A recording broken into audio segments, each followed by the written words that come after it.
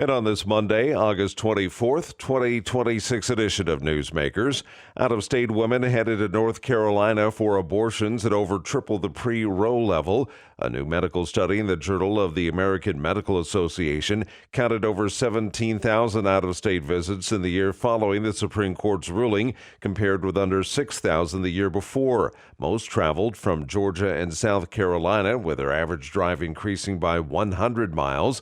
In-state numbers remained flat over the same period.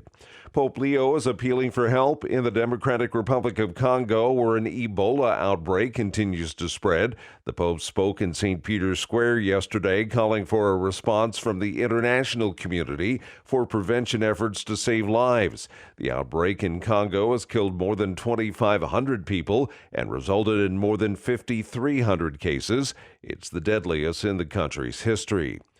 Enes Kanter freedom continues to stir up controversy with the WNBA. The former NBA player was ejected from the Chicago Sky Indiana Fever game last night after a confrontation with Sky guard Natasha Cloud. Cloud yelled and pointed in his direction late in the third quarter. Freedom was sitting along the baseline. He had a black shirt on that read "Woman Noun, Adult Human Female."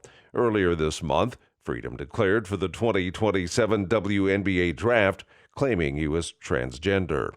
Actor and film producer Mark Ruffalo is criticizing Paramount Skydance after the media giant called his comments on the proposed merger with Warner Brothers Discovery anti-Semitic. The dispute began after Ruffalo shared a social media post from the Boycott, Divestment, and Sanctions movement, a Palestinian-led campaign opposing Israeli occupation. Ruffalo argued in his repost that Oracle, which has ties with Israel and is co-founded by Larry Ellison, is using the company to fund his son David Ellison's Warner Brothers acquisition. Paramount called the comments anti-Semitic, with Ruffalo calling the accusation appalling and fundamentally dishonest. In an ex-post Saturday, Ruffalo wrote criticizing the actions of the Israeli prime minister, a military contract, or the executives who supply it is not the same as criticizing Jewish people. The mayor of a Wisconsin city is responding to criticism of posts on his private Facebook page. The Wisconsin Muslim Journal recently noted concerns by Muslim community members over posts by David Ament, the mayor of New Berlin. New Berlin is a city of roughly 40,000 in the Milwaukee metropolitan area. The posts were described as discriminatory conduct and being anti-Muslim.